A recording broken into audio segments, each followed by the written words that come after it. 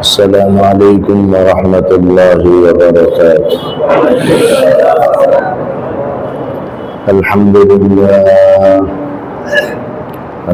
لله نحمده ونستعينه ونستغفره ونؤمن به ونتوكل عليه ونعوذ بالله من شرور أنفسنا ومن سيئات أعمالنا.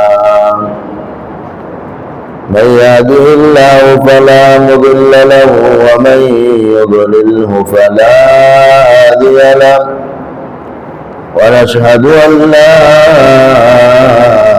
إله إلا الله وحده لا شريك له، ونشهد أن سيدنا ونبينا ومولانا محمد عبده ورسوله صلى الله تعالى عليه وعلى آله وأصحابه وبارك وسلم تسليما كثيرا كثيرا. أما بعد فأعوذ بالله من الشيطان الرجيم.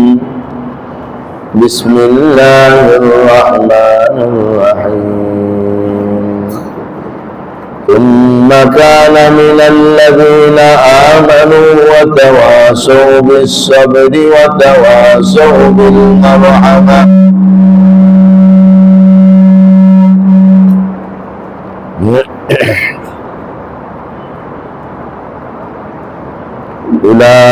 أولئك أصحاب الميمنة والذين كفروا بآياتنا هم أصحاب المشأمة عليهم نار مؤصدة.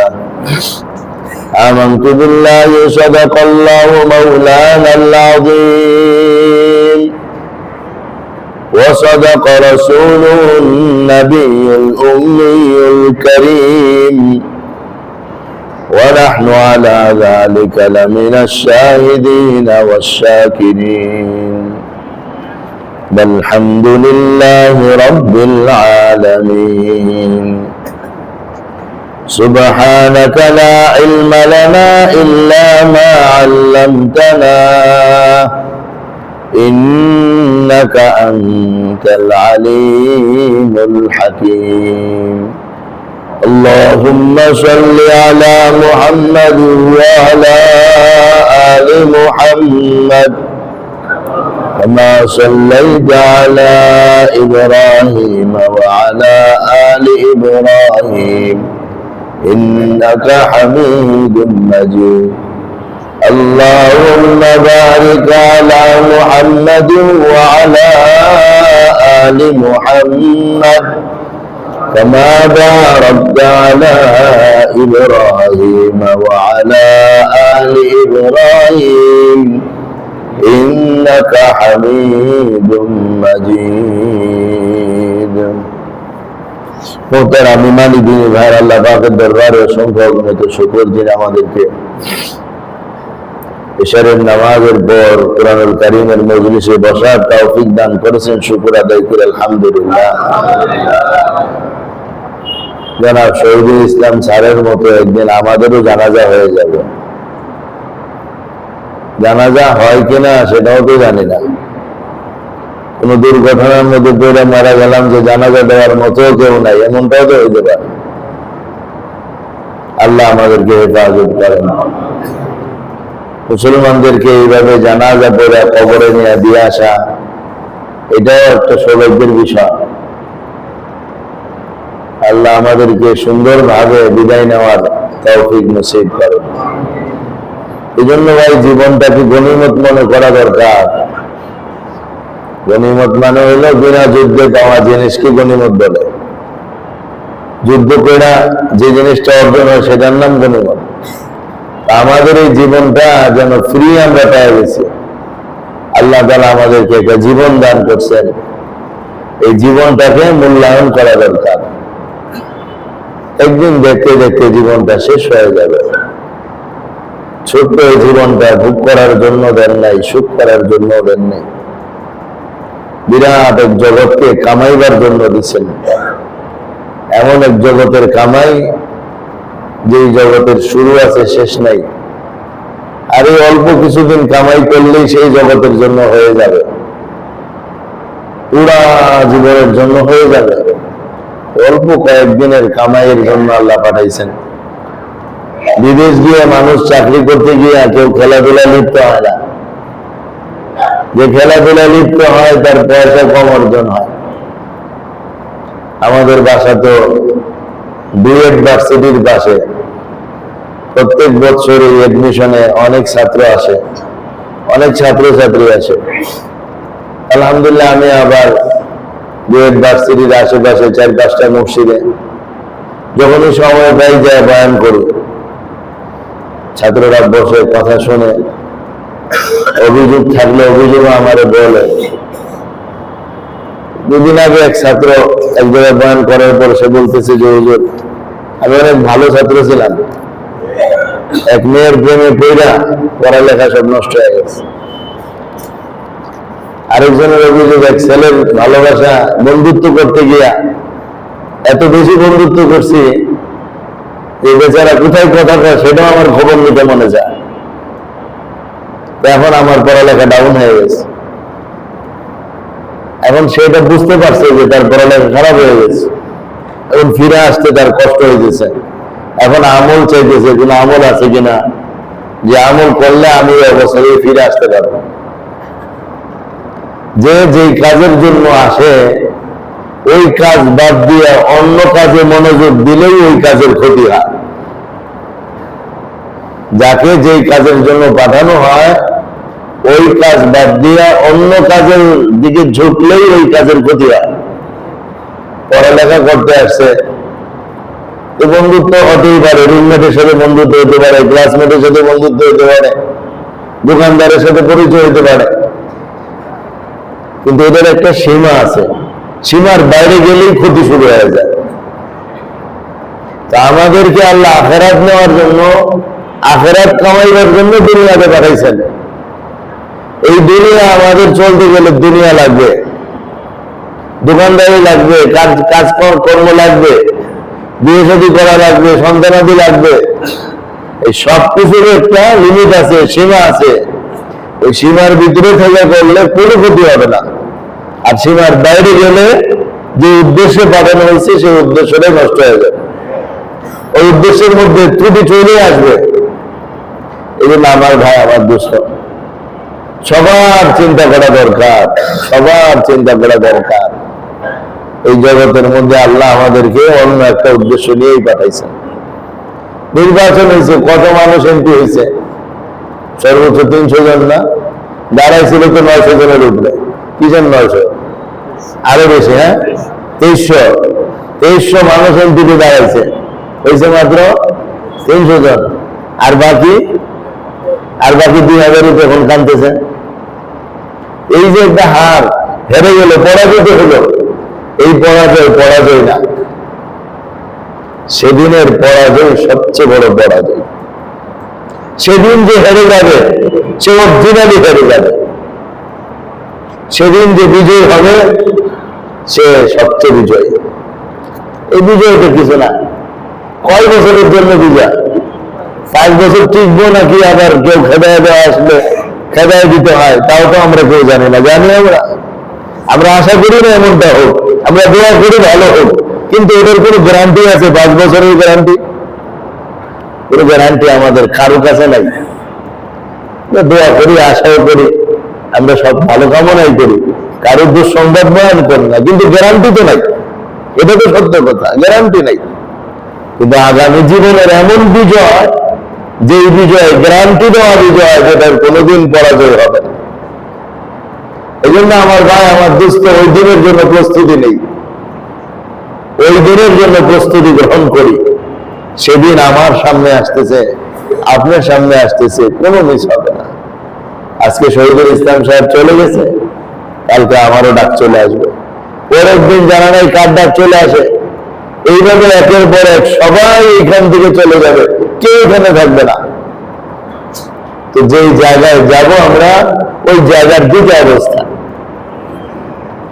ওই দুইটা অবস্থা এই সূরা বালাগের শেষে বয়ান করা হয়েছে। তুম্মা কানা মিনাল্লাযীনা আমানু ওয়া তাওয়াসাউ বিস-সাবরি ওয়া তাওয়াসাউ বিল মারহামা উলাইকা আসহাবুল মাইমানা। আল্লাহ বলেন, অতঃপর যারা ঈমান আনবে এবং একে অপরকে সবরের ওসিয়ত করবে এবং দয়ার ওসিয়ত করবে, দয়ার আদেশ দিবে, তারা হবে ডানপন্থী মানুষ, তারা হবে জান্নাতি মানুষ, তাদের আমলনামা ডান হাতে দেওয়া হবে। এইখানে ঈমান, তাওয়াসাউ বিস-সাবর ওয়া তাওয়াসাউ বিল মারহামা, সবরের আদেশ। জুমাতে আলোচনা গেছে রোজার ব্যাপারে। রমজান মাস হলো সবরের মাস। আমাদের একে অপরকে সবরের আদেশ করতে হবে।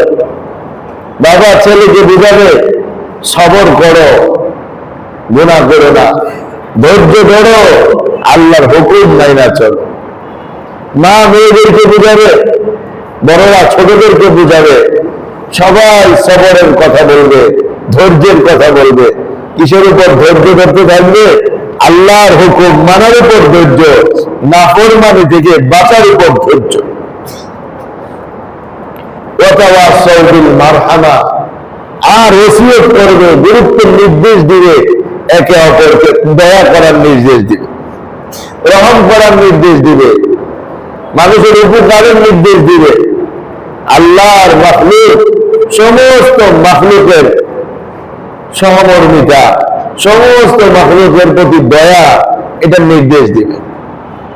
দেখেন, এই মাত্র 3টা আয়াত, 3টা বিধান দিলেন। ঈমানের বিধান, তারপরে একে অপরকে ধৈর্যের নির্দেশ, তারপরে একে অপরকে ভালোবাসা, মায়া, মহব্বতের নির্দেশ দেওয়ার কথা বলছেন। 3 কথার ভিতরে পুরা ইসলাম চলে আসছে। ঈমান, ঈমানের দাবি থাকবে, বাকি 2টা মানা। তাওয়াসাউ বিস-সাবর, অর্থাৎ সমস্ত করণীয় কাজগুলো করব, সমস্ত বর্জনীয় কাজগুলো বর্জন করব, আর এটা করতে আমার কষ্ট হবে তা আমি ধৈর্য ধরব, এটা ছাড়তে আমার কষ্ট হবে তা আমি ধৈর্য ধরব। পুরা দিন এই একটা কথার ভিতরে চলে আসছে। ওয়া তাওয়াসাউ বিল মারহামা, উপরন্তু এরপরে আবার বিশেষভাবে বললেন কি? একে অপরের প্রতি দয়া, একে অপরের প্রতি দয়া, এই জিনিসটাকে আবার বিশেষভাবে বললেন। এই 3টা বৈশিষ্ট্যই হইল আসহাবুল মাইমানা, ডানপন্থী মানুষ হওয়ার লক্ষণ। ডানপন্থী মানে জান্নাতি, আসহাবুল মাইমানা মানে কি ভাই? জান্নাতি। যারা ডান হাতওয়ালা, অর্থাৎ তাদের আমল নামা দেওয়া হবে ডান হাতে। এই গুণের গুণী মানুষদেরকে আমল নামা দেওয়া হবে ডান হাতে। তো বেশি কঠিন তো কিছু না, সহজ করে বলে দিচ্ছেন যে ঈমান আনো, এরপরে একে অপরকে সবরের ওসিয়ত করো, একে অপরের প্রতি রহম ও করমের ওসিয়ত করো, বাস জান্নাতি হয়ে যাবে। এই 2টার মধ্যে এই মারহামার কথাটা বিশেষভাবে বলা, এটাও একটা ইঙ্গিত হতে পারে যে একে অপরের প্রতি দয়া করো, অসদাচরণ করো না, কেউ কাউরে কষ্ট দিও না। এটা বিশেষভাবে এই জন্য বলা হলো, যদি কষ্ট দাও তাহলে কিন্তু এটা আবার তার কাছে মাপ নেওয়া লাগবে। নতুবা অথবা সবরের ভিতরে এটাও চলে আসতো, কিন্তু অথবা সবর দিয়া আল্লাহর হক বুঝাই দিছে, অথবা সবিল মারহামা দিয়া মানুষ আর মাখলুকের হক বুঝাই দিছে। আল্লাহর হক তো আল্লাহ, আল্লাহ মাফ করে দিতে পারেন, এতে কোনো আসে যায় না। নামাজ পড়ে নাই তাও আল্লাহ মাফ করে দিতে পারেন, এতে কোনো আসে যায় না। আল্লাহর ইচ্ছা, কোন একটা কাজ কারো পছন্দ হয়ে গেলে আল্লাহ তাকে মাফ করে দিতে পারে, কিন্তু বান্দার হক এটা মাফ করা হবে না। এই জন্য আমাদের শফিক সাহেব দাঁড়ায় বললেন, শহীদুল ইসলাম সাহেব, আপনাদের সাথে চলাফেরা করতে গেলে যদি কোনো ভুলভ্রান্তি হয়ে থাকে, হতেই পারে, আপনারা তাকে মাফ করে দিন, আমরাও তাকে মাফ করে দিলাম। কারণ বান্দার হক আল্লাহ ছাড়াবেন না। এই জন্য আমার ভাই, আমার দোস্ত, আচার আচরণ, কথাবার্তা, চাল চলনে, ঘরে বাইরে আমাদের সতর্ক হওয়া দরকার। মানুষ যেন আমার দ্বারা কষ্ট না পায়, আল্লাহর মাখলুক যেন আমার দ্বারা কষ্ট না পায়, এটা আল্লাহ ছাড় দিবেন না। এই হাদিস আমরা গত সপ্তাহে আলোচনা করেছিলাম যে এক লোক অনেক সওয়াব নিয়ে উঠবে, পাওনাদারদের পাওনা দিতে দিতে সব সব শেষ, এরপরে পাওনাদার বাকি থাকবে, পরে পাওনাদারদের গুনাহ তার মাথায় দিয়ে দেওয়া হবে, এই গুনার বোঝা নিয়ে সে জাহান্নামে চলে যাবে। আল্লাহর হক আল্লাহ দিচ্ছে, আল্লাহ মাফ করতেও পারেন, নাও করতে পারেন, সাজা দিতেও পারেন, নাও দিতে পারেন, কিন্তু বান্দার হকে কোনো ছাড় নেই, বান্দার হকে কোনো ছাড় নাই। এই জন্য খুব সাবধান, খুব সাবধান, বিশেষ করে বউ শাশুড়িকে সাবধান করবে। শাশুড়িরা যেন বউ দেখবে চড়াও না হয়ে যায়, আবার বউকে বলে দিবেন সাবধান, তোমার শাশুড়ির সাথে অসদাচরণ করে বসে না, কষ্ট দিলে সেটা আল্লাহ ধরে বলবে। দুজনকে সাবধান করে দেওয়া উচিত। এই মানুষগুলো জান্নাতি হবে। এর উল্টা والذين كفروا بآياتنا هم أصحاب المشأمة عليهم نار مؤصدا। আল্লাহ রাব্বুল আলামিন বলেন والذين كفروا بآياتنا, আর যারা আমার আয়াতগুলোকে অস্বীকার করবে, নিদর্শনাগুলিকে অস্বীকার করবে, আমার কোরআনকে, আমার দ্বীনকে যারা অস্বীকার করবে, হুম আসহাবুল মাশআমা, এরাই হলো বামপন্থী মানুষ, এদের আমল নামা বাম হাতে, এরাই হলো বামপন্থী মানুষ। আলাইহিম নারুন মুসাদা, আর তাদেরকে তাদের উপর অবরুদ্ধ করে আগুন জ্বালিয়ে দেওয়া হবে, অর্থাৎ এমন আগুন তাদেরকে অবরুদ্ধ করে দেওয়া হবে, এর থেকে বের হওয়ার কোনো পথ থাকবে না, দরজাও থাকবে না, জানালাও থাকবে না, পুরা ঘর ভর্তি আগুনের ভিতরে তাদেরকে ঢুকায়া আটকায় দেওয়া হবে। সদা মানে অবরুদ্ধ, আটকায় দেওয়া হবে আগুনের ভিতরে। এখানে আল্লাহ পাক রব্বুল আলামিন ওই পরকালের দুইটা হালত তুলে ধরলেন। একটা হলো ডানপন্থী লোকদের অবস্থা এবং তাদের কাজটা কি, কি করলে ডানপন্থী হওয়া যায়। আরেকটা হলো বামপন্থী লোকদের অবস্থা, কি করলে বামপন্থী লোক হওয়া যাবে। সেটার একটাই বললেন কাফারু বিআয়াতিনা, আমার আয়াতকে যে অস্বীকার করে, আর কিছু লাগবে না। এইখানে কিন্তু আর এটা বলেন নাই যে যারা একে অপরকে ধৈর্যের আদেশ করবে না তারা জাহান্নামে যাবে, যারা একে অপরকে মায়া মহব্বত আর ভালোবাসার নির্দেশ দিবে না তারা জাহান্নামে যাবে, এই কথা বলেন নাই। শুধু ডাইরেক্ট বলেছেন যারা আমার আয়াতকে অস্বীকার করবে। এর দ্বারা এটা বোঝা যায় এবং প্রমাণ হয় জাহান্নামে যাওয়ার জন্য আল্লাহর আয়াতকে অস্বীকার করাই যথেষ্ট। এরপরে যদি হাজারো ভালো কাজ করে তবুও সে জান্নাতে যাবে না, জাহান্নামেই যাবে। এই কারণে ওই ভালো কাজের কথাই বলেন নাই, ডাইরেক্ট ইমানের কথা বলে দিয়েছেন। এই জন্য সবার আগে ইমান, সবার আগে কি ভাই, সবার আগে ইমান। ইমানটা আমাদের ঠিক করে এরপরে ভালো কাজের মূল্য আছে, ভালো কাজের দাম আছে। ইমানটা যদি ঠিক না থাকে কোনো একটা ভালো কাজেরও কোনো দাম নাই। যদিও ভালো কাজের মূল্য আছে, এটার বদলা আল্লাহ দুনিয়াতেই দিয়ে দিবেন, আখিরাতে কিছুই থাকবে। একটা লোক সারা জীবন ভালো কাজ করছে, তার সবকিছু মানুষের পিছনে ব্যয় করে দিচ্ছে, তাহলে মনে মনে আপনারা ভাবতে পারেন কিন্তু এই লোক অনেক বেশি করছে, কিন্তু তার কিছু আখেরাতেও দেওয়া দরকার। দুনিয়াতে এত ভালোর বদলা আল্লাহ তারা কি নিবে? আমার ভাইরা, আমরা যে শ্বাস নিতেছি এই শ্বাসের দাম আছে না নাই? এখন আমাদের 1 টাকাও লাগে না শ্বাস নিতে, ঠিক না? হাসপাতালে গেলে ডাক্তারকে জিজ্ঞেস করেন অক্সিজেন দিতে টাকা লাগে কি লাগে না? আইসিইউর মধ্যে ভর্তি করে তো অক্সিজেন লাগায় রাখে, কি পরিমাণ বিল উঠে দৈনিক। এরকম যদি প্রতিদিনের জন্য আমাদের বিল দেওয়া লাগতো তো কি পরিমাণ টাকা দেওয়া লাগতো। এখন আল্লাহ যদি বলে বান্দা কতগুলো শ্বাস নিছো, এক একটা শ্বাসের দাম যদি 1 টাকা করে ধরো, 24 ঘন্টায় কতগুলো শ্বাস তুমি নিছো, এত টাকা কি তুমি আমার রাস্তায় সৎকার করছো, এত টাকা কি তুমি আমার জন্য দান করছো? যদি তা না করে থাকো, এক একটা শ্বাসের বদলা একটা নফল ইবাদত করে দেখাও, সেটাও তো তুমি করে নাই। আমার দোস্ত, সারাটা জীবন যদি 24 ঘন্টা 24টা ঘন্টায় কেউ কারো উপকার করতে থাকে, মানুষের সেবা করতে থাকে, মাখলুকের উপকার করতে থাকে, তো এক সারা দিনে যতগুলো শ্বাস গ্রহণ করছে এই সবগুলো শ্বাসের বদলাও হবে। সারাটা জীবন দিয়েও সবগুলো শ্বাসের বদলা। কোন এক ব্যক্তি আল্লাহর জান্নাতে যাওয়ার সময় মনে মনে এটা বলবে, বুজুর্গদের থেকে শোনা যাবে না, মনে মনে এটা বলবে যে এত ইবাদত বন্দেগী করলাম, আল্লাহ দয়া করে জান্নাত দিছে, কে আমার ইবাদতের বদলায় জান্নাত দিল না? বুজুর্গদের শোনা ঘটনা, আমি জানি না হাদিস শরীফে আছে না নাই। পরে আল্লাহ তাআলা তো মনের খবর জানেন, আল্লাহ তাআলা এই লোককে ডাক দিয়ে বলবেন যে ফেরেশতারা, ওই তো জাহান্নাম থেকে ঘুরে আনো, জাহান্নামের কাছ থেকে ঘুরে আনো। জাহান্নামের কাছ থেকে ঘুরে আনতে গেছে, জাহান্নামের তাপ আর প্রচন্ড গরমের কারণে পানির পিপাসা হয়ে গেছে। এখন যে ফেরেশতারা, আমাকে একটু পানি খাও, আমাকে একটু পানি খাও। ফেরেশতারা বলতেছে, এখানে তো ফ্রি কোনো কিছু দেওয়া হয় না, এখানে কিছু খেতে হলে বদলা দিয়ে খেতে হবে। কি লাগবে? তো সওয়াব লাগবে। আমার সওয়াব আছে তো, দেও এক গ্লাস পানি দেওয়া আমাকে। এক গ্লাস পানির দাম কত সওয়াব? ও 500 বছরের ইবাদতের সব দিতে হবে। 500 বছর ইবাদতের সওয়াব দিয়ে এক গ্লাস পানি, এই বেচারা যা ছিল তা দিয়েই পানি খেয়ে আসছে। এখন আল্লাহ জিজ্ঞেস করেন, বান্দা এখন তোমার জান্নাত দেবো কিসের বিনিময়ে? এখন তো কিছুই নাই।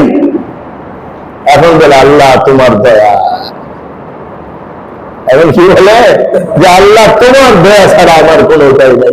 আমার দোস্ত, ছোট্ট জীবনটা সকাল থেকে নিয়ে সন্ধ্যা পর্যন্ত 24টা ঘন্টা মাথা থেকে নিয়ে পায়ের পাতা পর্যন্ত অসংখ্য অগণিত নিয়ামতের দ্বারা এমন ভাবে রব্বে কারীম ডুবায় রাখছেন, যদি সেই নিয়ামতের হিসাবে ধরি, 1 টাকা করেও ধরি, আল্লাহর কসম তারপর একদিনের নিয়ামতের বদলা দিয়ে শেষ করা যাবে না। এজন্য জান্নাত তো দিবেন মাওলা, দয়া করে জান্নাত দিবেন। জাহান্নাম থেকে তো বাঁচাবেন মাওলা, দয়া করে জাহান্নাম থেকে বাঁচাবেন। এছাড়া আল্লাহর দয়া ছাড়া আমার আপনার জীবনে কিছুই নেই। হুজুর সাল্লাল্লাহু আলাইহি ওয়াসাল্লাম সাহাবাদের মাঝে বয়ানে বলছিলেন এই কথা, আল্লাহর দয়া ছাড়া নিজের ইবাদত বন্দেগী দিয়ে কেউ জান্নাতে যেতে পারবে না। আল্লাহ নবীর ঘরের কোন একজন মহিলা নবীকে বলছিলেন, আপনিও পারবেন না, আপনি সারা দিনে ইবাদত করেন। বলেন, না আমিও পারবো না, আল্লাহ দয়া আমাকে জান্নাতে নিয়ে যাবে। এই জন্য আমার ভাই, এই তো সূরা শেষ হলো 2টা বিষয় দিয়া। একটা হলো ঈমানদারদের জন্য জান্নাতি রয়ে গেছে, আর বেঈমানের জন্য জাহান্নাম রয়ে গেছে। জাহান্নামের কেমন শাস্তি আল্লাহ বলছেন এখানে, আলাইহিন নারুন মুসাদা, আবদ্ধ ঘরের ভিতরে যারা জ্বলতে থাকতে হবে এমন শাস্তি। জাহান্নামের শাস্তির কোনো শেষ নাই। দুনিয়ার মানুষ আর কয় ধরনের শাস্তি দিতে জানে? দুনিয়ার সারা দুনিয়ার রিমান্ডওয়ালারা কি রিমান্ড দিতে জানে? এর চেয়ে বেশি শাস্তি জাহান্নামের মধ্যে রয়ে গেছে। আর জাহান্নামের শাস্তি একটার থেকে একটা ছোট না, সবগুলো শাস্তি কঠিন থেকে কঠিন। আগুনেরও শাস্তি আছে, ঠান্ডারও শাস্তি আছে, সাপ বিচ্ছু এবং ভয়ঙ্কর প্রাণেরও শাস্তি আছে। এখানে একটা শাস্তির কথা শোনানো হলো, সেটা হলো আবদ্ধ ঘরের ভিতরে আগুন জ্বালায়া তারপরে রেখে দেওয়া। কি একটা কঠিন অবস্থা হবে সেই জাহান্নাম। আমরা জাহান্নামের কথা শুনি, মনের মধ্যে আমাদের কোনো পরিবর্তন আসে না, কোনো আবেগ তৈরি হয় না। সাহাবারা তো এমন ছিলেন, উলামায়ে কেরাম তিলাওয়াত করতেন, যেখানে জাহান্নামের কথা আসতো তাদের গলার আওয়াজ বন্ধ হয়ে যেত, অজস্রুল হারায় কান্দে থাকতেন, আর রবের কাছে জাহান্নাম থেকে মাগফিরাত কামনা করতে থাকতেন। কত বুজুর্গানে দিনের ঘটনা এরকম আছে কিতাবের মধ্যে বিদ্যমান। কোরআন তেলাওয়াতে জাহান্নামের আযাবের কথা আসলে বাস ওখানে দীর্ঘক্ষণ কাঁদতে আরম্ভ করতেন আর আল্লাহর কাছে মাগফিরাত কামনা করতে থাকতেন। আম্মা জান আয়েশা একদিন ঘরে কাঁদলেন, নবীজি সাল্লাল্লাহু আলাইহি ওয়াসাল্লাম এসে দেখে ফেলছেন স্ত্রী কাঁদে। সব স্বামীরই তো মায়া লাগবে, কেন কাঁদবে? জিজ্ঞেস করলেন কেন কাঁদতেছো? উনি বললেন যাকারতুল্লাহ ফাওয়াকাইতু, জাহান্নামের কথা মনে পড়ছে এই জন্য কাঁদি। এরপরে বললেন হাল তাযকুরুনা আলাইকুম ইয়াউমাল কিয়ামা, পরিবারের কথা কি কিয়ামতের দিন মনে রাখবেন আপনি? আপনি তো নবী, আপনি মনে রাখলে তো আমাদের কাজ হবে। নবীজি বলছেন আম্মা ফি সালাসাতি মাওয়াতিন লা ইয়াযকুরু আহাদুন আহাদা, আয়েশা হাসরের ময়দানে তিনটি জায়গা আছে কেউ কাউকে চিনবে না।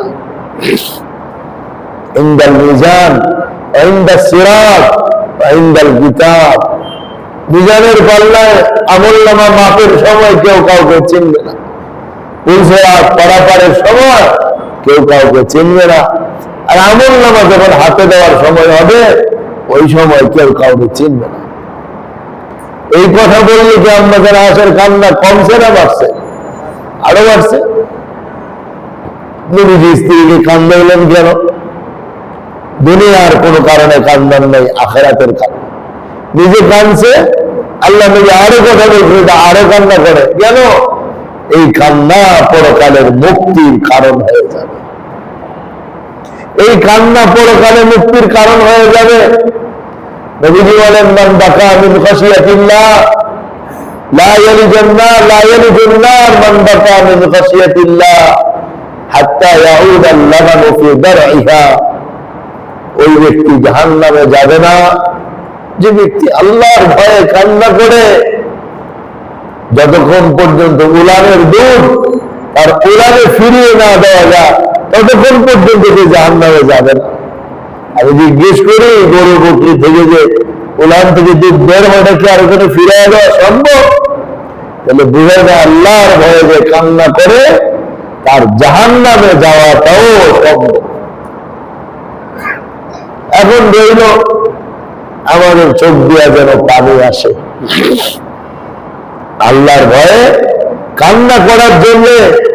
মায়ের রমজান আসছে, দিন রাত একটা সময় কোরআন শরীফ নিয়ে বসা ইচ্ছা করেই কতক্ষণ চেষ্টা করেন একটু কান্না করি। আজকাল কি বলে কানবেন? বলবেন আল্লাহ বুঝে না, পারি না, পড়তেও জানি না ভালো কিনা, না জানে আমার প্রতি তোমার কত ভালোবাসা আর মায়াময় কথাগুলো তুমি বলছো, কিন্তু বুঝার সাধ্য তো আমার নাই। এতটুকু বুঝি তোমার ভালোবাসা দিয়ে তুমি কিছু লিখছো, তুমি আমার প্রতি ভালোবাসা রেখে আমাকে কিছু বলছো, কিন্তু আমি তো বুঝি না।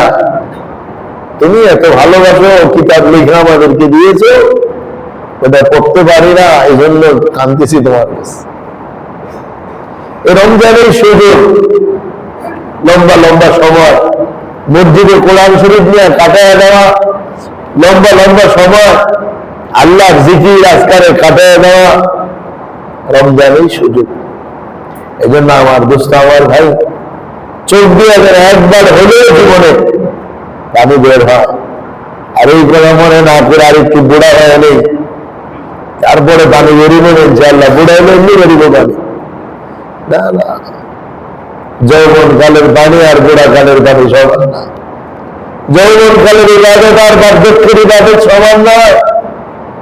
যৌবন কালের যত সামান্য চোখের পানি, এটা আল্লাহর কাছে অনেক বেশি মূল্য, অনেক বেশি মর্যাদার বিষয়। এই জন্য সূরা বালাগ শেষ হইতেছে, দুটো মেসেজ দিলেন যে হয় তুমি ডানপন্থীও হতে পারো, বামপন্থীও হতে পারো, সেই স্বাধীনতা তোমাকে দেওয়া। ডানপন্থী হতে হলে ইমানটাকে চাঙ্গা করো, মজবুত করা, সবর আর ধৈর্যের মাধ্যমে আল্লাহর হুকুমগুলো মানা আর নিষেধগুলোকে বর্জন করা, মুহাম্মদুর রাসূলুল্লাহ সাল্লাল্লাহু আলাইহি ওয়াসাল্লামের আদর্শের উপর চলা। আল্লাহর সব হুকুম নবীজির আদর্শ। নবীজির একটা আদর্শ নাই যেটা আল্লাহর হুকুমের বাইরে। একদিন জিজ্ঞেস করছিলেন আল্লাহ নবী স্ত্রী আম্মা আয়েশাকে, নবীজির আদর্শ কেমন ছিল? আম্মা আয়েশা বলছে, তুমি কোরআন পড়ো নাই? হ্যাঁ পড়ছি। কানা খুলুকুহু আল কোরআন, নবীজির আদর্শ পুরা কোরআনটাই ছিল। কোরআন যা বলছে নবীজি তাই করছে, কোরআন যেভাবে বলছে নবীজি সেভাবেই করছে। কোরআন আর হাদিসের মধ্যে কোনো পার্থক্য নেই। কোরআন আল্লাহর কালাম, হাদিস আল্লাহর কালামের ব্যাখ্যা। কোরআন আল্লাহর কালাম, হাদিস আল্লাহর কালামের ব্যাখ্যা। কোরআন আর হাদিসকে কখনোই আলাদা করে দেওয়া যাবে না। কিন্তু আফসোসের বিষয়, দুঃখের বিষয়, রমজান মাস আসলে যে গ্রুপটা একদিন আগে সৌদির সাথে মিলে রোজা ঈদ পালন করার নেশায় মত্ত হয়ে উঠে, এছাড়া আগে তাদের একটা চিঠি পেয়ে আসছে। এরা বলতেছে কোরআনের চাঁদ অদেখা চাঁদ, হাদিসের চাঁদ চরম চোখে দেখা চাঁদ। নবীজির যুগে জ্যোতির্বিজ্ঞানের হিসাব না থাকা, আল্লাহর হুকুম ছিল চাঁদ হিসাব করে বের করা, কিন্তু হিসাব না থাকা অপারগতার কারণে নবীজি এই আদেশ দিয়েছেন, তোমরা চাঁদ দেখে রোজা রাখো, চাঁদ দেখে রোজা ছাড়ো। এখন যেহেতু জ্যোতির্বিজ্ঞানের কল্যাণ হিসাব এসে গেছে, এখন আর হাদিসের উপরে আমল করার দরকার নাই, এখন আমরা ডাইরেক্ট কোরআনের উপরে চলে যেতে পারি। কি সেটা?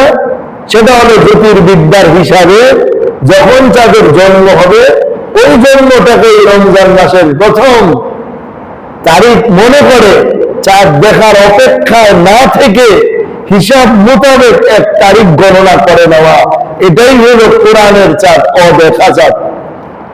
আর হাদিসের চাঁদেরও একদিন পরে আসে। কোরআন আর হাদিসের কি করে হয়েছে? ভাগ করে ফেলেছে। এই হলো জেনারেল শিক্ষিত এক ইঞ্জিনিয়ারের ব্যাখ্যা। কিন্তু আফসোস যে মুসলমান আজ তাদের ব্যাখ্যাও মানে, মুসলমান আজ তাদের ব্যাখ্যাও মানে। উপরন্তু বলে আপনারা বিজ্ঞান বুঝেন না, এই কারণে আমরা তাদের ব্যাখ্যা মানি। তাই মানার সব স্বাধীনতা সবার আছে, কিন্তু কবুল হবে কি হবে না এই গ্যারান্টিটা সবার কাছে নাই। এই গ্যারান্টিটা আছে কোরআন আর সুন্নাহর ভিতরে। সুতরাং আমাদের আমল যদি কোরআন সুন্নাহ মোতাবেক হয়, তাইলেই আল্লাহর কাছে কবুল হবে। আর এটা দুনিয়াতে সবচেয়ে বেশি বুঝেন কারা? হক্কানি উলামায়ে কেরাম। কারা বুঝেন ভাই? কারা বুঝেন ভাই? আপনারা আলেমদের উপর জিম্মাদারি রেখেছেন। সারা বাংলাদেশের সমস্ত আলেমরা বলতেছে আমাদের দেশে চাঁদ দেখার উপরে ভিত্তি করে রোজা ঈদ পালন করা দরকার। আর এখানে কিছু কিছু মুসলমান বিভ্রান্তির শিকার হয়ে যাচ্ছে। আল্লাহ আমাদেরকে হেফাজত করেন, আল্লাহ আমাদেরকে হেদায়েত নসিব করেন। আজকে আমরা সূরাতুল বালাদ শেষ করলাম। ইনশাআল্লাহ রমজান মাসে জোহরের পরে খুব অল্প সময়, জুমার নামাজের পরে খুব অল্প সময় তাফসীর হবে, অথবা দিনে কিছু কথা হবে, অথবা কোনো মজলিস হবে। এরপরে আবার রমজানের পর থেকে, রমজানের ঈদের পরে প্রথম শুক্রবার বাদ দিয়া পরবর্তী শুক্রবার গুলো থেকে ইনশাআল্লাহ আল্লাহ যদি আমাদের সবাইকে সুস্থ রাখে, তা আমরা আবার কোরআনুল কারীমের মজলিসে বসার চেষ্টা করব। একে অপরকে দাওয়াত দেব। আমরা যেভাবে আসতাম বসতাম, আল্লাহ যেন আমাদেরকে আবারও আসার বসার তৌফিক দান করেন। আল্লাহর এই কালামের মজলিস থেকে যেন কোরআনের নূর দ্বারা আমাদের জীবনটাকে আল্লাহ তারা আলোকিত করে দেন। এই লম্বা সময়, 1 বছর, রমজান থেকে রমজান পর্যন্ত এই দীর্ঘ সময় যে আলোচনা হয়েছে, আল্লাহ তাআলার ভুল ভ্রান্তিগুলোকে মাফ করে দেন, সঠিক বিষয়গুলো আমাদের মানার তৌফিক দান করেন। অল্প সময় জিকির করি, তারপরে দেওয়া হবে। লা ইলাহা ইল্লাল্লাহ, লা ইলাহা ইল্লাল্লাহ, লা ইলাহা ইল্লাল্লাহ, লা ইলাহা ইল্লাল্লাহ, লা ইলাহা ইল্লাল্লাহ, লা ইলাহা ইল্লাল্লাহ, লা ইলাহা, লা ইলাহা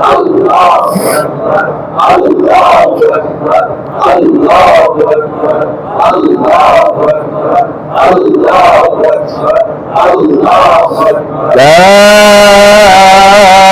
إله إلا الله محمد رسول الله صلى الله عليه وسلم صلى الله عليه وسلم صلى الله عليه وسلم صلى الله عليه وسلم صلى الله عليه وسلم صلى الله عليه وسلم صلى الله عليه وسلم صلى الله عليه وسلم صلى الله عليه وسلم صلى الله عليه وسلم صلى الله عليه وسلم صلى الله عليه وسلم صلى الله عليه وسلم صلى الله عليه وسلم صلى الله عليه وسلم صلى الله عليه وسلم صلى الله عليه وسلم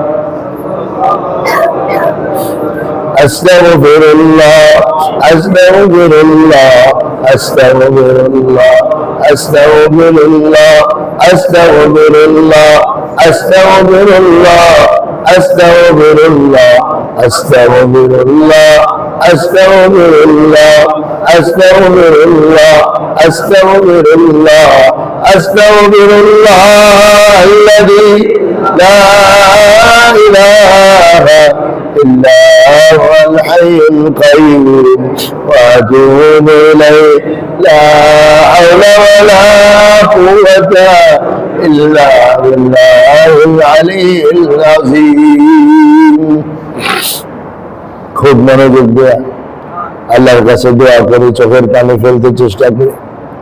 আমাদের একবার একটা পেরেশানিতে পড়ে গেছেন, আমরা ওনার ওই পেরেশানি দূর হওয়ার জন্য দোয়া করি। শহীদুল ইসলাম ভাইয়ের মাগফিরাতের জন্য আল্লাহর কাছে দোয়া করি। আল্লাহ তাআলা ওনাকে মাফ করে দেন, জান্নাতুল ফিরদাউস নসিব করেন, কবরের জবাব আসান করে দেন। রমজান এসে গেছে, আমরা যেন রমজান মাসে ইবাদত বন্দেগী করতে পারি, ইতিকাফ করতে পারি। আল্লাহর কাছে দোয়া চাই, আল্লাহর কাছে দোয়া করি, তৌফিক চাই যেন ইতিকাফে আসতে পারি, আল্লাহর ঘরে থাকতে পারি, আমলের জিন্দেগি যেন যাপন করতে পারি। দুনিয়ার এই জিন্দেগির পিছনে দৌড়ে মেহনত করে দুনিয়াও আসে না, আখেরাতেও আসে না। আখেরাতের পিছনে মেহনত করলে আখেরাতেও আসে, দুনিয়াও আসে। দুনিয়াও আল্লাহ দিয়ে দেয়, আখেরাতেও আল্লাহ দিয়ে দেয়। এজন্য ভাই আখেরাতের মেহনতে যেন আল্লাহ আমাদেরকে লাগায় দেন। কেউ নিজের ইচ্ছা করে লাগতে পারে না, কেউ নিজের ইচ্ছা লাগতে পারে না। আল্লাহ যারা লাগায় সেই লাগতে পারে, আল্লাহ যারা তৌফিক দেয় সেই তৌফিক পায়। আল্লাহ ছাড়া কেউ তৌফিক পায় না, কেউ পায় না, কেউ পায় না। কত শক্তিশালী মানুষ হয়ে গেছে, তার শক্তি কাজে লাগাইতে পারে না। কত টাকাওয়ালা রয়ে গেছে, তার টাকা কাজে লাগাইতে পারে না। কত বুদ্ধিমান মানুষ হয়ে গেছে, তার বুদ্ধিও কাজে লাগাইতে পারে না। উল্টা টাকা নেই, অনেক কিছু করে ফেলে। বুদ্ধি নাই, বোকা, কিন্তু কাজ করে ফেলছে অনেক। এরকম জগতে অভাব নেই। বোঝা গেছে টাকার জোরে হয় না, বুদ্ধির জোরে হয় না। যা হয় সবকিছু আল্লাহর পক্ষ থেকে হয়। আল্লাহ যেন আমাদেরকে কাজে লাগায় দেন ইসলাম জিন্দা করার জন্য, দ্বীনের জন্য যেন আল্লাহ আমাদেরকে কাজে লাগায় দেন। আমাদের জানকে যেন আল্লাহ ইসলামের জন্য কবুল করেন, আমাদের মালকে যেন আল্লাহ ইসলামের জন্য কবুল করেন, আমাদের সময়কে যেন আল্লাহ ইসলামের জন্য কবুল করেন। আল্লাহ রেজামন্দির সাথে যেন আল্লাহ আমাদেরকে চলবার তৌফিক দেন। আল্লাহুম্মা আনতা সালাম ওয়া মিনকা সালাম তাবারাকতা ইয়া যাল জালালি ওয়াল ইকরাম। ربنا ظلمنا أنفسنا وإن لم تغفر لنا وترحمنا لنكونن من الخاسرين. ربنا آتنا في الدنيا حسنة وفي الآخرة حسنة وقنا عذاب النار رب اغفر لي ولوالدي وللمؤمنين يوم يقوم الحساب حسبنا الله ونعم الوكيل نعم المولى ونعم النصير لا إله إلا أنت سبحانك إني كنت من الظالمين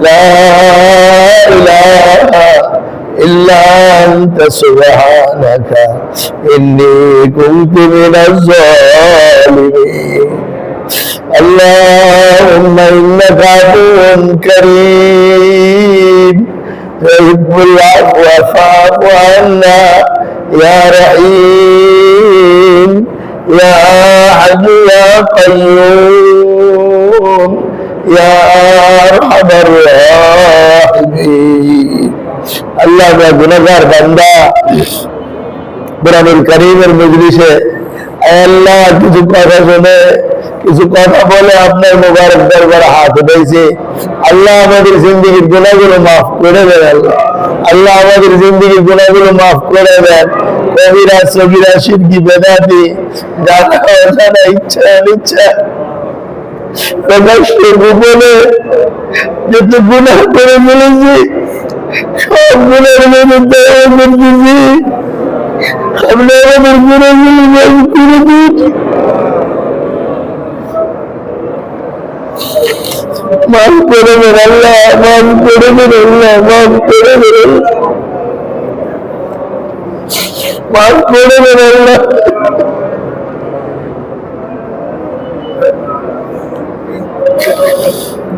মরবার আগেই মাফ করে দেন মরবার আগেই মাফ করে দেন কাপড়ে ঢুকার আগে মাফ করে দেন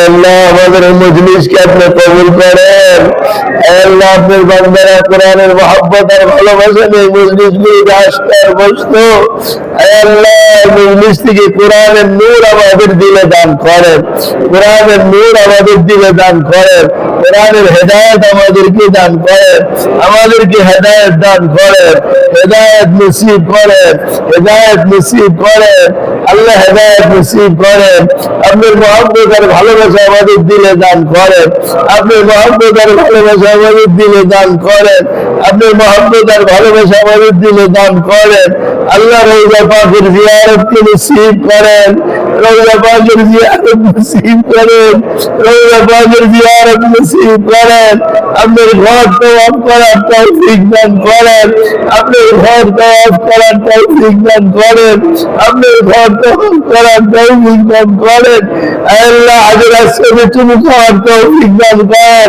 মুলতাজিমের মুখে দোয়া করার তৌফিক দেন সব মরলে সাই করার তৌফিক দেন আল্লাহ মেনে মুজদালিফা আরাফায় হাজির আসবেন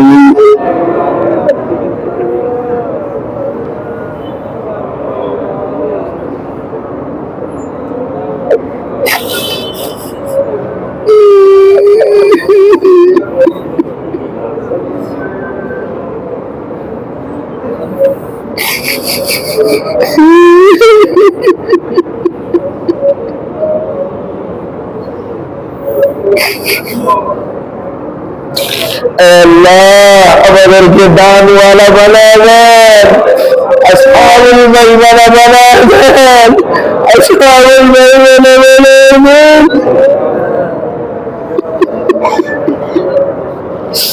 আমরা আসহাবুল মাশআমা হতে চাই না আমাদেরকে আসহাবুল মাশআমা বানাবেন না বানাবেন না বানাবেন না আমরা যদি আসহাবুল মাশআমা হইতে যাই দয়া করে মায়া করে বাঁচায় দিন আল্লাহ বাঁচায় দিন আল্লাহ বাঁচায় দিন আল্লাহ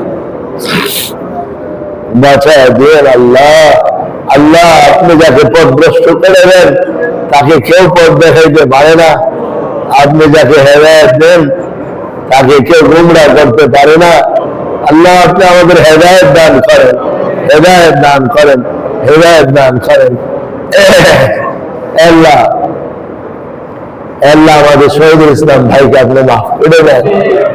কবরবাসী হয়ে গেছে, কবরে দাফন করে দিচ্ছে, খবরটা তো অন্ধকার হয়ে গেছে।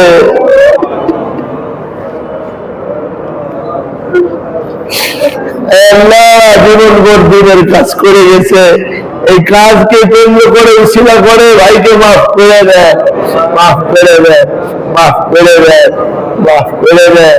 খবরটাকে নুরানি বানায় দেন, সোয়াল জবাব আসান করে দেন, সোয়াল জবাব আসান করে।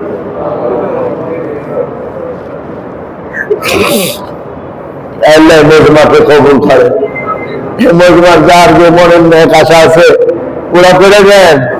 যারা বিপদে পড়ে গেছে ওদের বিপদ থেকে বাঁচায় দেন।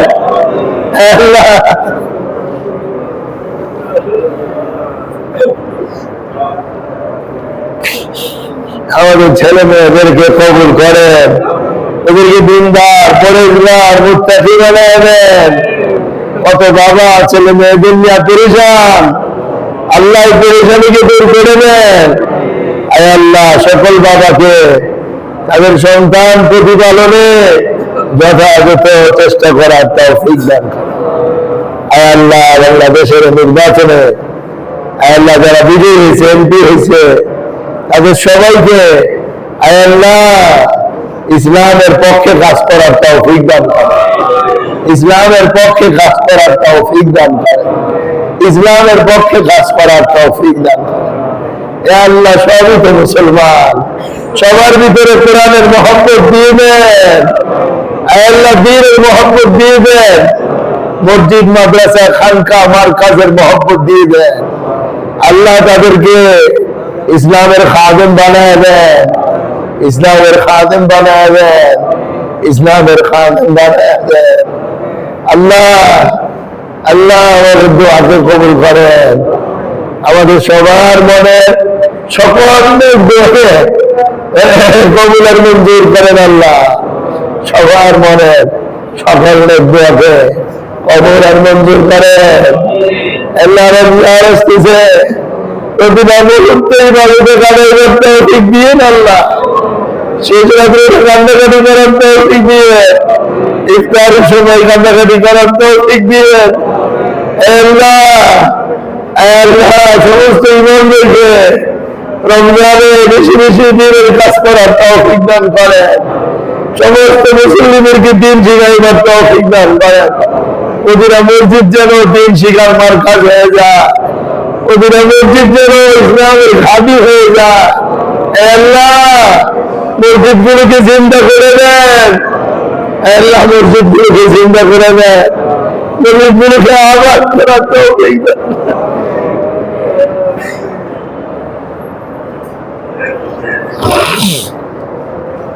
আল্লাহ আমাদের দোয়া মুনাজাতকে কবুল করেন, আল্লাহ আমাদের দোয়া মুনাজাতকে কবুল করেন, আল্লাহ আমাদের দোয়া মুনাজাতকে কবুল করেন। ربنا تقبل منا صلى الله على النبي الكريم برحمتك يا ارحم الراحمين।